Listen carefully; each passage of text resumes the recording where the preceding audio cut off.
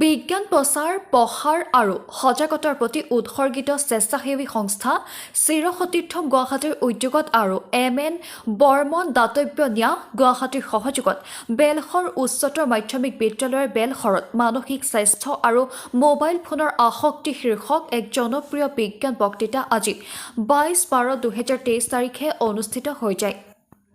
জনপ্ৰিয় বিজ্ঞান লেখক তথা চিৰসতীৰ্থমৰ কাৰ্যকৰী সভাপতি ডক্টৰ চন্দ্ৰশেখৰ শৰ্মাই বিদ্যালয়খনৰ ছাত্ৰ ছাত্ৰীসকলক মোবাইল ফোনৰ ইতিবাচক দিশৰ লগতে দীঘলীয়া সময় ধৰি মোবাইল ব্যৱহাৰ কৰিলে ইয়াৰ পৰা আমাৰ স্বাস্থ্যৰ কি ধৰণৰ বিপদজনক ক্ষতি হ'ব পাৰে সেই বিষয়ে পাৱাৰ পইণ্ট প্ৰজেক্টৰ জৰিয়তে বহলাই আলোচনা কৰে।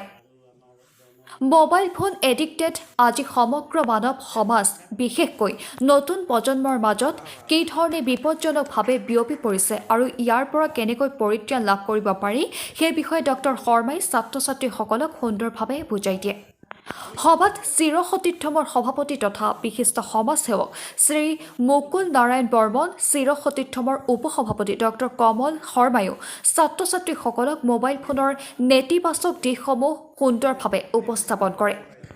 চিৰসতীৰ্থমৰ সম্পাদক শ্ৰী তিলক বৈশ্য, কোষাধ্যক্ষ শ্ৰী যতীন বুঢ়াগোহাঁই আৰু কাৰ্যবাহী সদস্য শ্ৰী ৰাতুল ডেকায়ো আজিৰ সভাত উপস্থিত থাকে।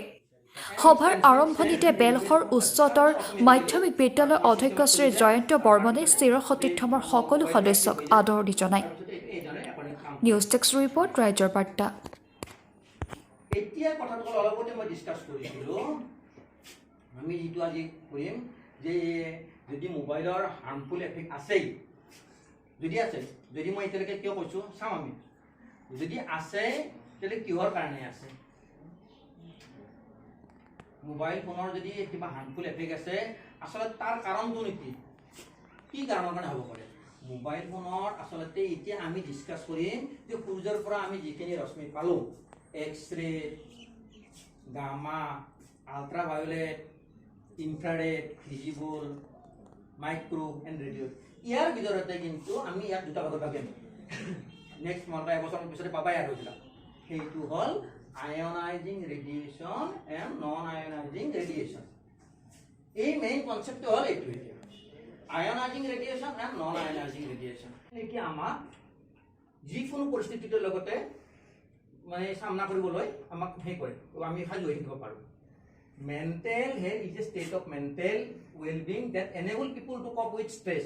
যিকোনো প্ৰেছাৰ, যিকোনো চাপ আমি যাতে মানে ৰেজিষ্ট কৰিব পাৰোঁ, সেইটোকে মেণ্টেল হেল্থ বুলি কোৱা হয়। The need for action on mental health is indisputable and urgent. Mental health include our emotion, আমাৰ আবেগ জড়িত। মেণ্টেল হেল্থৰ লগত আমাৰ জড়িত হৈ থাকে আবেগ, ফিজিঅলজিকেল আৰু বাকী যিখিনি আমাৰ শৰীৰৰ যিখিনি physiological change and social wellbeing. It effect mental হেল্থে আমাৰ ওপৰত নিয়ন্ত্ৰণ কৰে যে আমি কি ধৰণে চিন্তা কৰিব পাৰোঁ, কি ধৰণে চিন্তা কৰিব নোৱাৰোঁ, সকলোখিনি আমাৰ মেণ্টেল হেল্থৰ ওপৰত ডিপেণ্ড কৰে। It also helps to determine how we handle stress, relate to others and make healthy choice.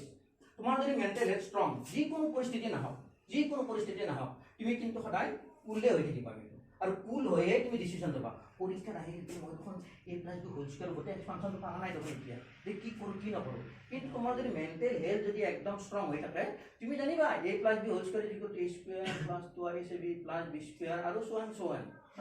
পৰীক্ষাত আহি গ'ল log 10 is equal to 0, explain how. তুমি দেখোন যে লগ 10 ইজ ইকুৱেল টু তুমি কেনেকৈ কি কৰোঁ তুমি এক্সপ্লেইন কৰিবই পৰা নাই। কিন্তু তোমাৰ যদি মেণ্টেল হেল্থটো যদি একদম ষ্ট্ৰং থাকে, তুমি লগ 10ৰ গোটেইখিনি এক্সপ্লেনেশ্যন দিব পাৰিবা। গতিকে মেণ্টেল হেল্থ ফিউচাৰ আগবাঢ়িব লাগিলে কিন্তু মেণ্টেল হেল্থটো খুব জৰুৰী, আৰু এইটো অবিহনে তুমি আমি আগে বাঢ়িব নোৱাৰোঁ। গতিকে মেণ্টেল হেল্থ যিকোনো বাহিৰৰ চাপ, আমাৰ এনভাইৰনমেণ্টৰ যিকোনো চাপেই ৰেজিষ্ট কৰিব পৰা কেপাচিটিটো তোমালোকে এতিয়াৰ পৰাই গঢ়ি তুলিব লাগিব। Good afternoon to all of you. Belsor উচ্চতৰ মাধ্যমিক বিদ্যালয়ৰ অধ্যক্ষ শ্ৰীযুত জয়ন্ত বৰ্মন, উপস্থিত সহকাৰী শিক্ষক শিক্ষয়িত্ৰীবৃন্দ আৰু আমাৰ স্বেচ্ছাসেৱী সংস্থা চিৰসতীৰ্থমৰ সভাপতি মুকুল নাৰায়ণ বৰ্মন, সম্পাদক তিলক বৈশ্যকে আদি কৰি আমাৰ উপস্থিত সদস্যবৃন্দ আৰু মোৰ অতি প্ৰিয় ভেৰি লাভলি ষ্টুডেণ্ট ফ্ৰেণ্ড। চ' মই আজি আমাৰ যিটো স্বেচ্ছাসেৱী সংস্থা চিৰসতীৰ্থমৰ ফালৰ পৰা এটা সৰু টপিক বুলি কৈছোঁ দেই, আপুনি বুলি নকওঁ, আমাতকৈ বহুত বয়সত কৰোঁ, গতিকে তোমালোক বুলিয়ে কৈছোঁ বা তুমি বুলিয়ে সম্বোধন কৰিম। গতিকে তোমালোকৰ মাজলৈ আমি এটা টপিক লৈ আহিছোঁ আৰু আমি ভাবিম যে এই টপিকটো তোমালোকৰ আহি থকা দিনবিলাকত বহুখিনি কিবা নহয় কিবা প্ৰকাৰে কিন্তু উপকৃত কৰিব। আৰু সেই টপিকটোৱে হ'ল যে mental health and mobile addiction. মোবাইলটো তোমালোকৰ চাগে এতিয়া চাগে নাথাকিলেওতো প্ৰত্যেকেতো ইউজ কৰিছা ন? হাত ডাঙৰ সকলোৱে ইউজ কৰিছানে? কৰা নাই, চবে কৰিছা। So you are very familiar, very used with the mobile, নহয় জানো? আজিৰ আমাৰ দৈনন্দিন জীৱনত এনেকুৱা এটা অৱস্থা আহিছে যে মোবাইল অবিহনে আমি কোনো কামেই কৰিব নোৱাৰোঁ, এনেকুৱা এটা অৱস্থালৈ গৈছে। আমি গম নোপোৱাকৈ মোবাইলে আমাৰ ভিতৰখনত, আমাৰ ভিতৰৰ জগতখন কেনেকৈ সোমাই গৈছে হয়তো আমি ভবাও নাই বা ভাবিবলৈ সময়ো দিয়া নাই আমাৰ ভিতৰখনত। সেনেকুৱা এটা অৱস্থালৈ আহিছে। গতিকে মুঠতে মোবাইল এটা আমাৰ এতিয়া অবিচ্ছেদ্য অংগ। কিন্তু এই অবিচ্ছেদ্য অংগটো প্ৰথম কথা হ'ল মোবাইল এটা ইলেক্ট্ৰনিক আহিলা, মোবাইল এটা ইলেক্ট্ৰনিক আইটেম। ইলেক্ট্ৰনিক আইটেম হ'লে ইয়াত ৰেডিয়েশ্যনৰ কথা ইনভলভ থাকিব। ৰেডিয়েশ্যন তোমালোক ক্লাছ 10ৰ ন? ক্লাছ 10 মেডাম ৰেডিয়েশ্যন বিশেষ কিবা ৰেডিয়েশ্যন বিশেষকৈ ৰেডিয়েশ্যন শব্দটো শুনিছানে তোমালোকে? ৰেডিয়েশ্যন বিকিৰণ যিটো কোৱা হয়, বিকিৰণ, সূৰ্যৰ বিকিৰণ। গতিকে ৰেডিয়েশ্যন বিকিৰণৰ লগতে এই আমাৰ এই আইটেমটো সম্পূৰ্ণৰূপে নিৰ্ভৰশীল।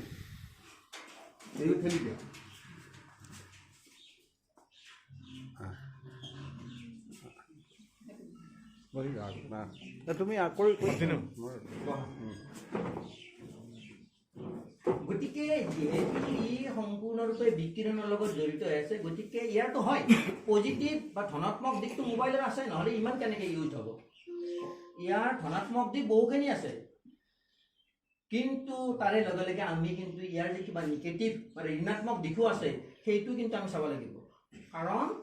কাৰণ প্ৰথমতে আমাৰ হেল্থ ইজ ফাৰ্ষ্ট। হেল্থটো থাকিলে পিছৰখিনি হৈ থাকিব আৰু অট'মেটিকেলি আমি আগবাঢ়ি থাকিব পাৰিম। গতিকে আমি এই ক্ষেত্ৰত কিন্তু চেল্ফি যাবই লাগিব।